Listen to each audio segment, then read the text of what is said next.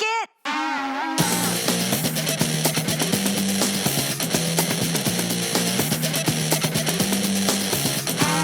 Welcome to the Women Inspired Podcast, brought to you by CareerKindling.com, a growing movement to help inspire, empower, and ignite women in their careers and in their lives. I'm your host, April Seifert. Each week, I get to interview some of the most inspiring women, and I'm bringing those interviews to you. Let's get to it.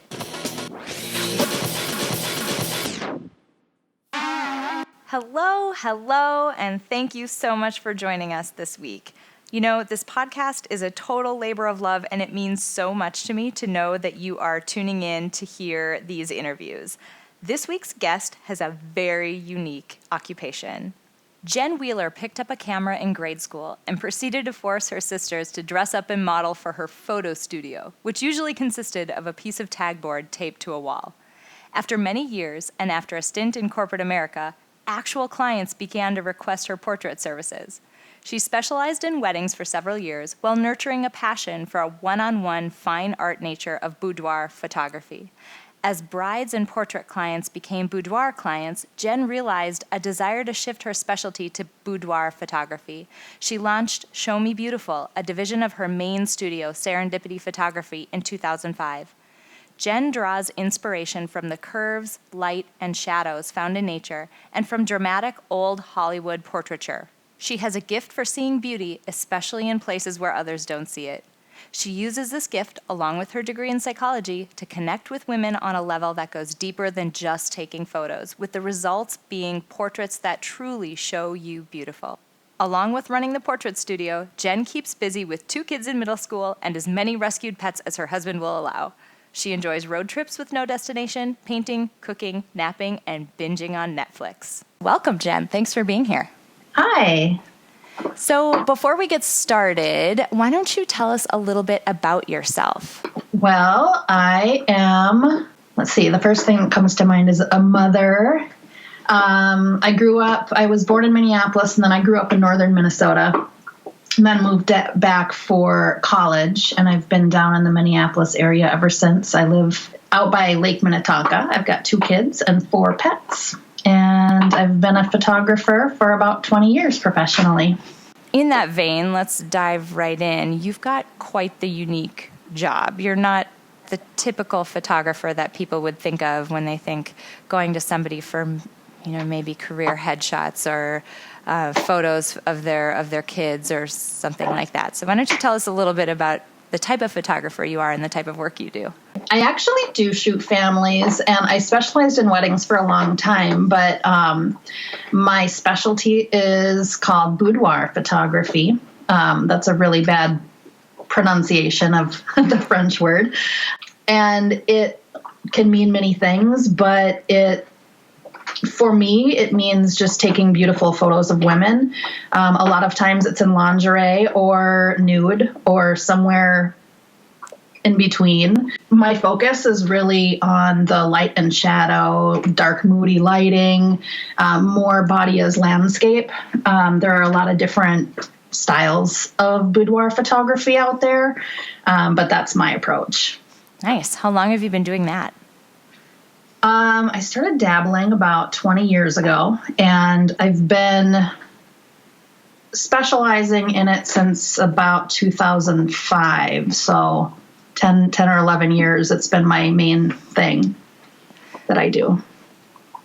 So I have to ask, it's a unique career. How the heck did you get into that? Was it something that you always wanted to do? Did you find yourself just landing in it somehow? Tell me a little bit about your career journey and how you ended up in this crazy job. Yeah, I really completely landed in it.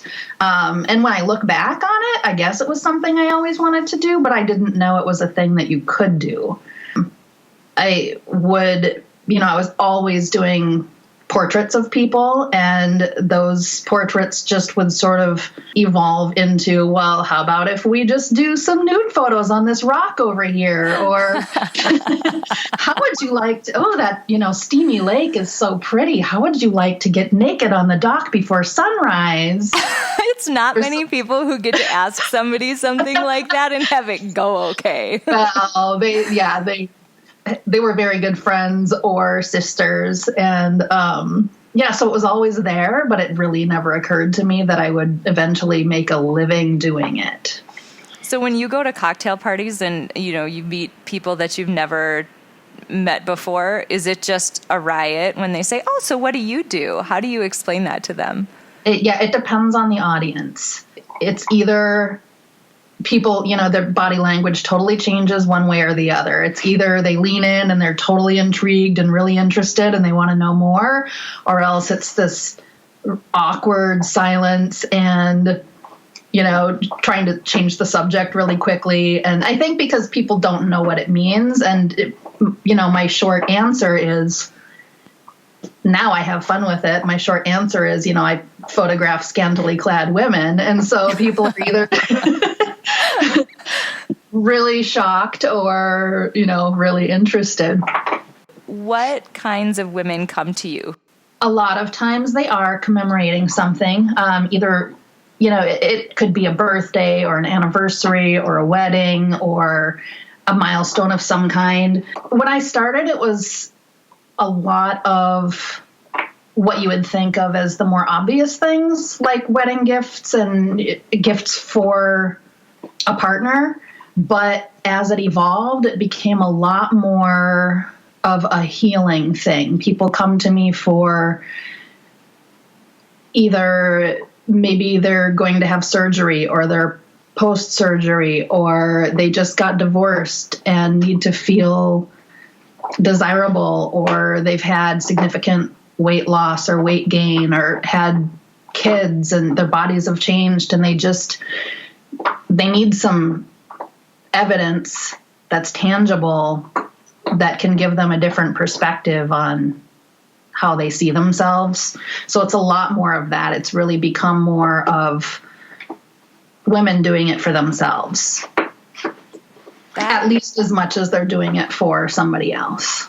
That is so interesting. Do you feel like it was just the way that you marketed yourself, or was it something about your business itself that led to that change between women coming in and wanting to give these photos as gifts versus doing it for themselves? Or do you think it's more of a societal change that women started to become more empowered to do something like this for themselves? What do you think led to that?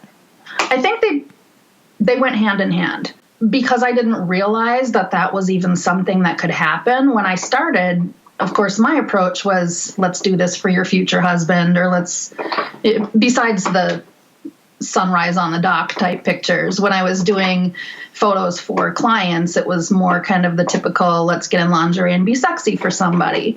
But as I was doing the shoots, I would notice the empowerment happening, and I would notice just things that I hadn't thought of before and the results that people could get, or just that this could be so much of a gift for the woman. And I probably just started talking about that more. And as I talked about that more, either on my website or maybe on Facebook or to potential clients, then it probably drew more people who were looking for something deeper out of the pictures. And when I started specializing in this, it was becoming more mainstream too.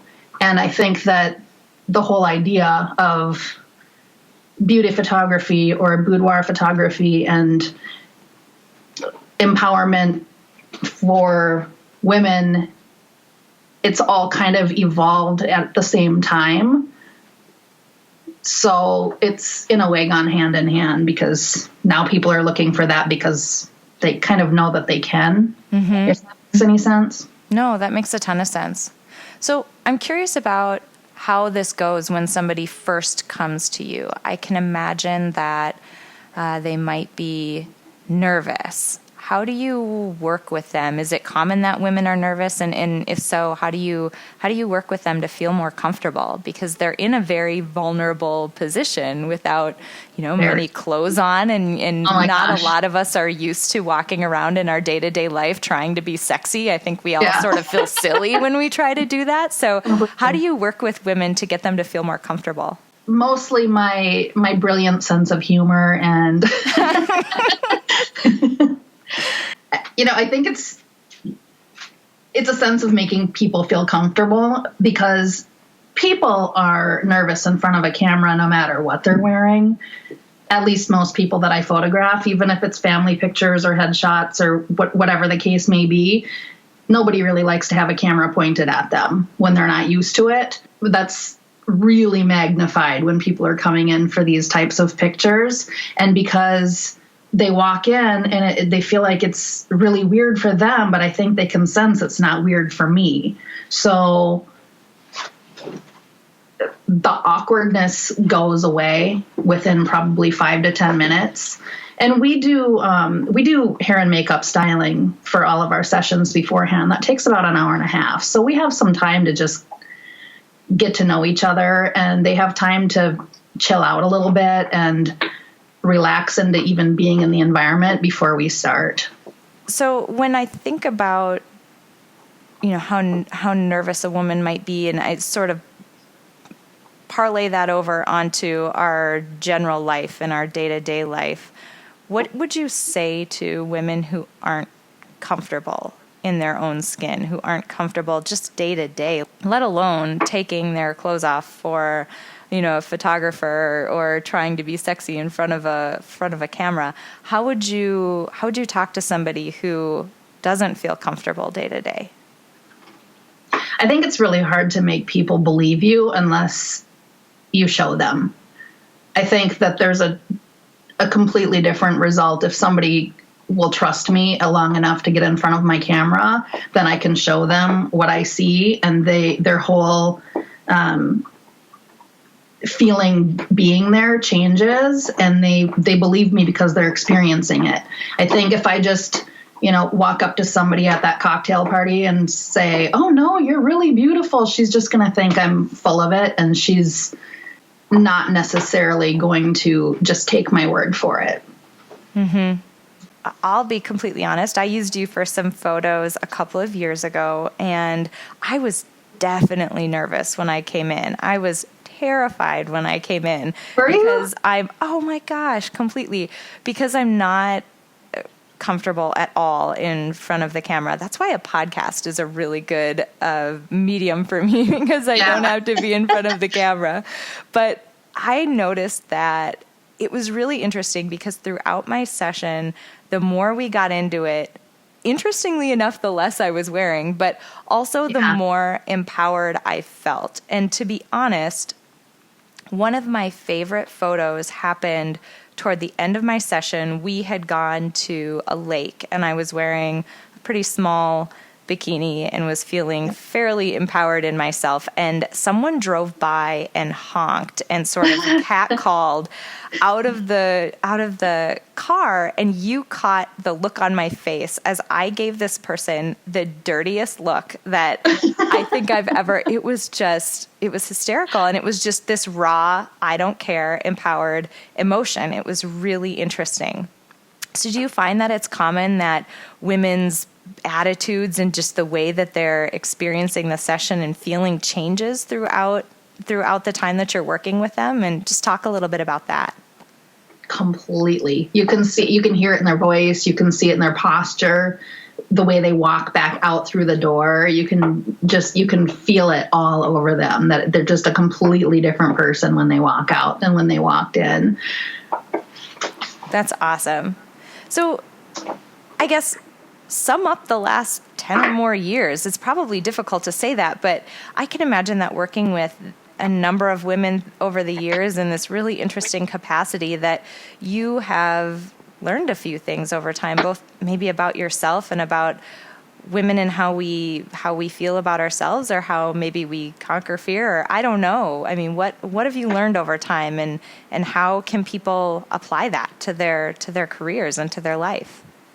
Okay, one of the things that I've learned is that women know how to pose themselves. They know how to hold themselves. They just don't know that they know how to do it. So when I'm photographing them, I'll try to pick a spot and lighting and kind of a general approach, but I don't want to overly direct them because they will land in the perfect pose. And I don't know if I imagine that's something that they could apply to their lives if they just believed it. And maybe they learn that from doing a photo shoot, that they have more going on than they think they do. But that's been one really surprising thing to me, is that, women just sort of know how to hold themselves. And maybe they just need to be a little bit more confident in that, or everybody should do a shoot like this so they can just learn that. And then I also learned that I'm still getting better. My style is still evolving. I see changes even in myself and in my photography from year to year, and there's always just still a lot to learn. That's actually it's interesting that you talk about the evolution of your style, because I think sometimes in our careers and in our lives, we're expected to have a plan for the next, 5 years or something like that. And time again, when I talk to people professionally, in these interviews in a variety of places, you find that the best laid plans are not the ones that work out. And you think you've got it all figured out, and then your career and life just meanders a little bit. And so it sounds like you've just been open to it and open to growing and learning and developing as a professional. Yeah. I think cliches exist for a reason. The life is a journey, not a destination, or however that goes, or your career, or whatever the case may be. It really is. And I noticed that decades ago. And I started realizing and learning that you're always in the right place at the right time, even if it's not where you thought you'd be or where you planned to be. And when you look back, you realize that where you are today wouldn't be happening if it wasn't for some of those missteps and some of those seemingly random things along the way. Yeah, everything is always evolving, and it'll continue to. And I don't worry too much about trying to steer the ship anymore. So the two things that I'm taking away from what you just said, one is that, when you were mentioning that women know how to pose and they know more of what they're doing, to me that says we need to trust ourselves to do what comes naturally. And again, thinking back to when I had my session with you, I was so self-conscious about the tiniest things. How am I positioning which part of my body? And oh my gosh, should I smile this way or not smile at all, or whatever. I was so self-conscious, and I thought about it so much, when in the end, I think you're right, the most beautiful things happen when you do what comes naturally. And it's tough for us sometimes to trust ourselves and feel confident that it's okay. Again, just do what comes naturally for you. Yep. So that's one really great thing that I'm taking away. And then two, your point about, I totally agree. I love cliches. I love quotes. I love all of that, because I think there's a reason why those things stick around for a long time. And it is a journey, not a destination. We don't have to have every answer and have everything figured out within our careers and our lives. There's going to be another day most of the time to keep working at it and continue to work it out, have it be an iterative process. Exactly. And you're already in the spot that you're supposed to be in for today, and you don't know where that's leading you to, but it's right for you. Before we wrap up today, I have one last question for you. We are compiling a Spotify Power playlist. So a lot of people feel empowered when they listen to certain types of music. And I'm definitely one of those people. When I need to feel motivated or inspired or pumped up for some reason, I like to put on certain types of music to get me there. So one of the things I'm asking everybody that I'm interviewing is what their favorite motivational song is, so that I can add it to our playlist. So I have to ask you that question as well. Can I give you two? You can give me two, yes. Okay. I like a rule breaker. That's good. Oh, good. I'm normally a rule follower, but there were a couple of them, and they even run through my head when I think of doing this kind of stuff. And the first one is Confident by Demi Lovato. Nice. It's kind of a current pop song, and it's great for what I do. And it's just, I mean, it's great for me, but for the clients too. And it just kind of wraps everything up in one message. And then the other one is going to date me, but Invincible by Pat Benatar. I love it. That's awesome. I mean, if you're old like me, when you hear that, you feel it. You feel like you're invincible. And you're like, yes. Well, I can't thank you enough for taking the time to chat with me today, for being open and honest about all the experiences that you've had, for sharing with us your crazy career. Thank you so much for being here today. Thanks for having me. I hope you enjoyed that interview with the fabulous Jen Wheeler of Serendipity Photography. To make the most of what you heard in her interview, head over to www.careerkindling.com and search for Serendipity to bring up Jen's show notes page. Here, you'll find some key takeaways from today's interview, as well as some prompts to help you reflect on what you heard. While you're there, sign up to join our community, and we'll give you immediate access to our Spotify Power playlist, including Jen's songs, Confident and Invincible. We'd also love to hear from you. Head over to iTunes and leave us a rating or a review. And if you liked what you heard, hit the subscribe button. Until next time, have an inspired week.